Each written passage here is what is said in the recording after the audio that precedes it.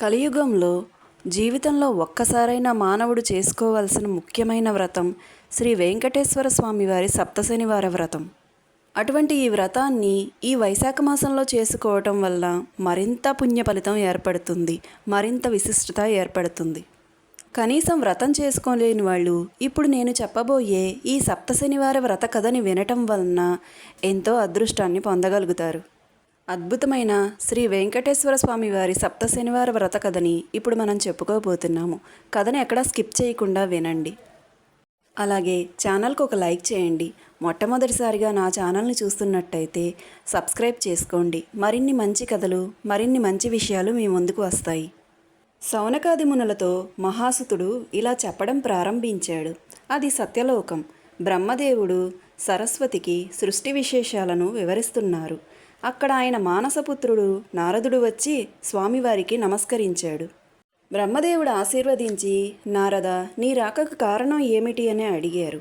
నారదుడు, తండ్రి, వచ్చేది కలియుగం కదా, దేవతలు భూలోకంలో అడుగుపెట్టడానికే భయపడతారు. మరి ప్రజలు శ్రీమన్నారాయణ్ణి పూజించుకునే అవకాశం ఏది అని ప్రశ్నించాడు. ఆ మాటకు బ్రహ్మదేవుడు, నాయన, నీ ప్రశ్న లోక శ్రేయస్సును కోరేదిగా ఉంది. ఆ భగవానుడు కరుణామయుడు. తన బిడ్డలైన ప్రజల్ని విడిచిపెట్టడు. ఏదో ఒక కారణం కల్పించుకొని భూలోకంలో అవతరిస్తాడు. చూస్తూ ఉండు అని చెప్పగా బ్రహ్మవాక్యం తప్పక నెరవేరుతుంది అని నారదుడు సంతుష్టుడు అయ్యాడు. ఇక కలియుగం మొదలైంది. కలిదోష నివారణ కోసం మహర్షులందరూ నైమిసారణ్యంలో ఒక సత్రయాగం చెయ్యాలని సంకల్పించారు. అయితే ఆ యజ్ఞఫలాన్ని ఎవరికి దారపోస్తే ప్రయోజనం కలుగుతుంది అని చర్చించారు. వారిలో భృగు మహర్షి లేచి, యజ్ఞఫలానికి త్రిమూర్తులైన బ్రహ్మ విష్ణు శంకరులలో ఎవరు తగినవారో నేను పరీక్షించి తెలుసుకొని వస్తానని అన్నారు. ఆయన మహాతపస్శాలి. తన తపఃప్రభావంతో కుడికాలిలో ఒక కన్నును కూడా పొందగలిగాడు. మునులంతా భృగు మహర్షిని పంపడానికి కూడా ఆమోదించారు. ఇక భృగు మహర్షి ముందుగా బ్రహ్మలోకానికి వెళ్ళాడు. బ్రహ్మగారి ముందు ఉన్న ఆసనం మీద కూర్చున్నాడు. తనకు నమస్కరించలేదని బ్రహ్మకు భృగువు మీద కోపం వచ్చి మర్యాదలు చేయలేదు. దానితో భృగు మహర్షికి కోపం వచ్చి, మహాతపస్శాలినై బ్రహ్మర్షినై నీ అంత వాడనైన నన్ను అతిథిగా మన్నించలేకపోయావు. సృష్టికర్తనని అహంకరిస్తున్న నీకు భూలోకంలో ఎక్కడా పూజా పునస్కారాలు లేకుండా పోవుగాక అని శపించాడు. తరువాత కైలాసానికి వెళ్ళాడు. అక్కడ పరమేశ్వరుడు పార్వతీదేవితో ఆనందనాట్యం చేస్తూ భృగువు రాకను గమనించలేదు. దానితో భృగు మహర్షికి కోపం ఎక్కువై, మహేశ్వర, నీవు నాట్య విలాసాలలో మునిగి మహాతపస్శాలిని అతిథిని అయిన నన్ను నిర్లక్ష్యం చేశావు. కనుక భూలోకంలో నీకు లింగరూపంలోనే కానీ నిజరూపంలో ఆరాధన జరగకుండునుగా కాని శపించాడు. ఆ తరువాత విష్ణులోకానికి వచ్చాడు. మాధవుడు పాన్పు మీద పరుండి తనకు పాదసేవ చేస్తున్న లక్ష్మీదేవితో సరస సల్లాపాలు ఆడుతున్నారు. మునిరాకను గమనించలేదు. భృగువు వెళ్ళి, అతిథిగా వచ్చిన నన్ను అవమానిస్తావా అంటూ విష్ణుమూర్తి గుండెల మీద తన్నినాడు. ఒక్కసారిగా లోకాలన్నీ కంపించాయి. సముద్రాలన్నీ కలిగిపోయాయి. భూమి దద్దరిల్లింది. అయినా శ్రీ మహావిష్ణువు రవ్వంత కూడా ఆగ్రహించక పరమశాంత స్వభావంతో లేచి మునికి నమస్కరించి, మునీంద్ర, మీ రాకచేత వైకుంఠమే పావనమైనది. మీ రాకను గమనించలేని నా అవినయాన్ని మన్నించండి అంటూ భృగు మహర్షికి పాదాలొత్తుతూ కాలిలో ఉన్న జ్ఞాననేత్రాన్ని చిదిపివేశాడు. భృగు మహర్షికి గర్వభంగమైనది. విష్ణుమూర్తికి నమస్కరించి, ఓ దేవదేవ, మీ వంటి సత్యగుణ సంపన్నులు 14 లోకాలలోనూ లేరు. నా అహంకారాన్ని మన్నించండి.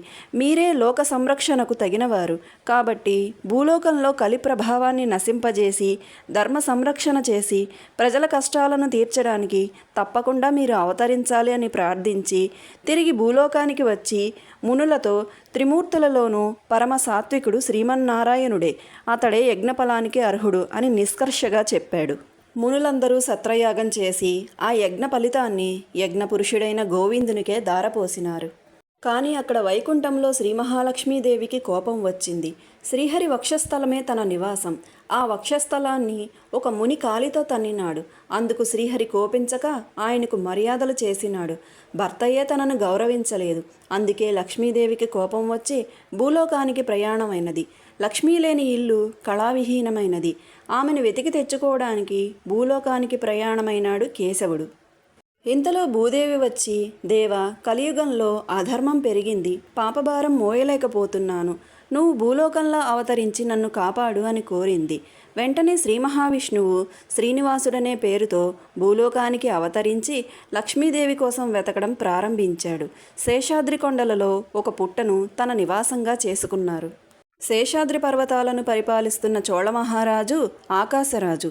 అతడు సంతానం లేక పుత్రకామేష్టి చెయ్యబోతూ భూమిని దున్నుతుండగా నాగలికి ఒక బంగారు పెట్టె తగిలింది.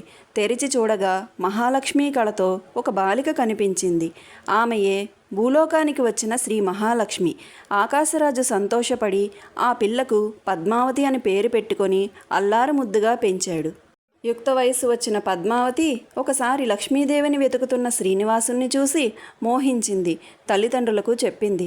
ఆకాశరాజు వచ్చి చూసి శ్రీనివాసుని తేజో విశేషాలకు ఆశ్చర్యపడి అతడే శ్రీ మహావిష్ణువని భావించి పద్మావతీదేవినిచ్చి వివాహం చేశారు. ఆకాశరాజు తర్వాత తొండమానుడు రాజైనాడు. శ్రీనివాసుడు వెంకటేశ్వరుడన్న నామంతో శేషాద్రి శిఖరాల మీద కలియుగాంతం వరకు నివసించాలని నిశ్చయించుకొని సాలగ్రామ శిలారూపుడై శ్రీదేవి భూదేవులతో నివసించసాగినాడు. తొండమానుడు శ్రీ వెంకటేశ్వరునికి ఆలయం నిర్మించాడు. అప్పటి నుంచి తనను సేవించే భక్తులకు కల్పవృక్షం లాంటివాడై శ్రీనివాసుడు భక్తులను రక్షిస్తూ ఉన్నాడు. బ్రహ్మదేవుని వాక్యం ఇలా ఫలించింది. ఒకసారి నవగ్రహాలలో 7వ వాడైన శనిదేవుడికి తననెవ్వరూ భక్తితో సేవించడం లేదని, భయంతో మాత్రమే పూజిస్తున్నారని విచారం కలిగింది. కలియుగ దైవమైన శ్రీ వెంకటేశ్వర స్వామిని గురించి తపస్సు చేశాడు. ఆ దేవుడు ప్రత్యక్షం కాగా శనిదేవుడు, స్వామి, నా పేరు వింటేనే ప్రజలు భయపడుతున్నారు, అందరినీ పూజించినట్లు నన్ను పూజించడం లేదు. ఇక నుంచి నాకు ప్రీతి అయిన శనివారం నాడు నన్ను ధ్యానించి ఆరాధించి ఆ పైన నిన్ను పూజించిన వారికి సర్వదేవతలను పూజించిన ఫలం ఆ ఒక్కరోజులోనే రావాలని కోరాడు. అందుకు స్వామి చిరునవ్వు నవ్వి, శనైశ్చర, నీ కోరిక సమంజసంగానే ఉంది. అసలు నీకు నాకు భేదం ఏముంది? 6 వారాలు దాటాక 7వ వారం అంటే ఇష్టపడతావు. నేను 6 కొండలు దాటాక 7వ కొండ మీద ఉంటాను.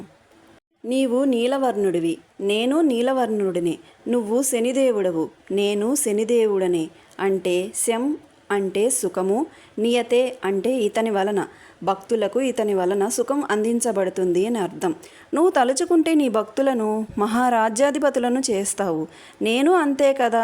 నువ్వు సప్తమ గ్రహానివి, నేను సప్తగిరీసుడను. సామాన్య మానవులకు ఈ విశేష విషయాలు తెలియక నువ్వంటే భయపడుతున్నారు. నిన్ను నన్ను వేరుగా చూస్తున్నారు. కాబట్టి నువ్వు కోరిన వరాన్ని నీకు అనుగ్రహిస్తున్నాను. భక్తులు ఒక శనివారం నాడు ప్రారంభించి 7 శనివారాల పాటు నిన్ను ముందు పూజించి ఆ తరువాత నన్ను పూజిస్తూ ఒక మహావ్రతంగా ఆచరిస్తారో వారికి నువ్విచ్చే ఫలంతో పాటు నా సంపూర్ణ అనుగ్రహం కూడా లభిస్తుంది. సమస్త శని దోషాల నుంచి వారు విముక్తులై సౌఖ్యాన్ని పొందుతారు. ఆయురారోగ్య ఐశ్వర్యాది సకల శ్రేయస్సులను పొందుతారు. ఇందులో సంశయమేమీ లేదు అని వరమిచ్చారు. శౌనకాది మహామునులంతా సుతుడు చెప్పింది విని చాలా ఆనందించి ఈ సప్త శనివార వ్రతం ఆచరించి శ్రీనివాసుని అనుగ్రహం పొందిన వారెవరైనా ఉంటే వారి కథను వినిపించమని అతన్ని అడిగారు. వారి మాటలు విన్న సుతమహర్షి ఎంతో సంతోషించి, మునులారా, స్వామివారి లీలామృతం వినాలంటే ఎంతో అదృష్టం ఉండాలి. కాబట్టి మరొక కథను విశేషంగా చెబుతాను వినండి అని ప్రారంభించారు. స్వామివారి వ్రత కథ చాలా పెద్దదిగా ఉండడం వలన 2 పార్టులుగా పెట్టడం జరుగుతుంది ఫ్రెండ్స్. మొదటి అధ్యాయం పూర్తయింది. 2వ అధ్యాయం మరలా భాగంలో.